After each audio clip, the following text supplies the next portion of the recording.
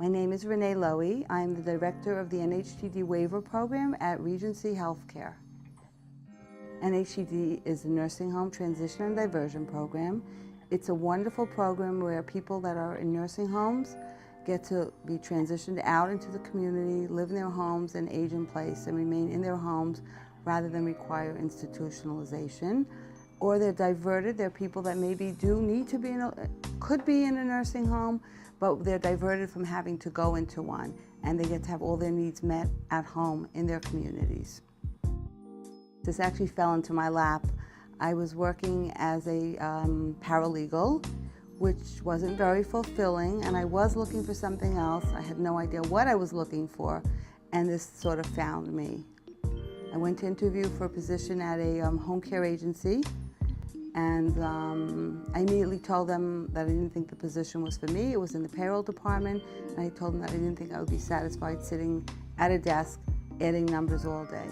And after speaking to me, they decided that I would be appropriate to be a case manager, service coordinator.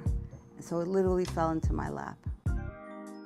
It's, this can't possibly be a 9-to-5 job if you want to do it right.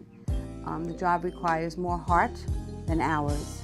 So that's the hardest part of the job, the hours. And I personally find it difficult to go home and leave the job behind only because I'm dealing with people. So that's really demanding, the hours. And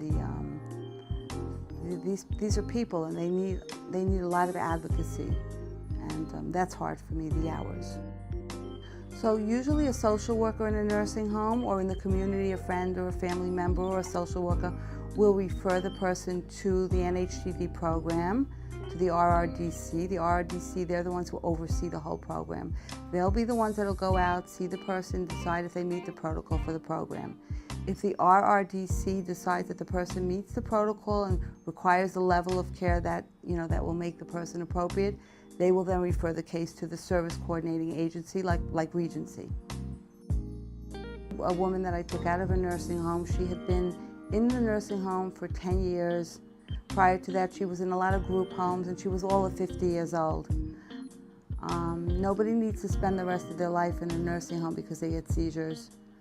I pulled her out. She didn't even know how to call her doctor to schedule an appointment. Everything had been spoon-fed to her for so many years. Literally also, when to eat, when to take your medications, when to shower. Her whole life was managed by other people. I took her out of the nursing home. We found her an apartment, which she used to kid around and tell me she felt like it was a Park Avenue suite. It wasn't.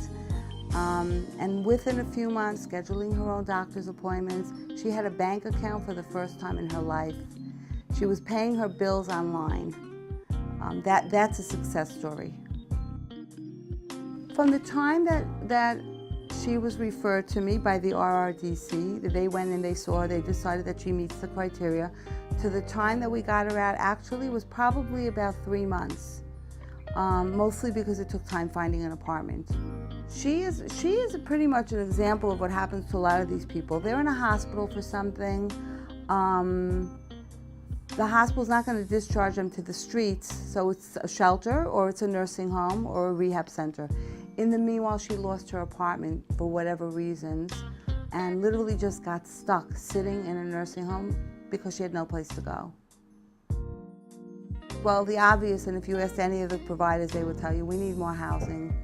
There are so many people that have been assessed by the RRDC and that have been referred to my agency and other agencies, to go ahead and to put them into the program. The housing is a big issue. We're having a hard time finding housing for them. I don't think that's an issue with the program. That's an issue with the real estate and the reality of what's out there. I think the program is perfect.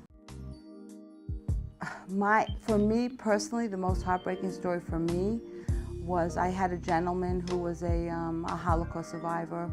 When I first met him, we would have lengthy conversations. I would always go there knowing that I would be there for at least an hour. As the months went by, his dementia was becoming more and more severe.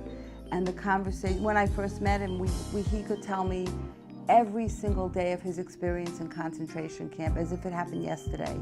As time went by and his dementia progressed, he couldn't even tell me what he had for breakfast. That for me was heartbreaking because I would see him at least once a month and I saw the progression of the disease and there was nothing that I could do. So now he was a diversion, he wasn't a transition, he was never in a nursing home.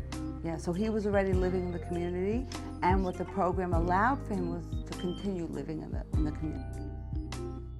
A lot of it is community awareness. This program is growing a lot, mostly because of word of mouth. And people see the elderly and disabled people literally in the streets. Maybe they'll see them with a home health aide. It's community awareness. And I actually think Alliance is really, really big in making people aware of what's out there and available, not just for TBI, but for the NHTB program. And service coordinators, if your heart's in it, you're really like a walking advertisement for the program. For me personally, there's a Jewish concept called Tikkun Olam, which means literally repairing the world. For me personally, this program is about my efforts in being a part of repairing the world. You know, I don't want to go off on a tangent, but God gave us a perfect world with room for improvement. And that's where we come in. Like, what can we contribute to improving the life of other people? I think I get more out of this program than the people in the program. We call them participants. I think I walk away with much more than they do.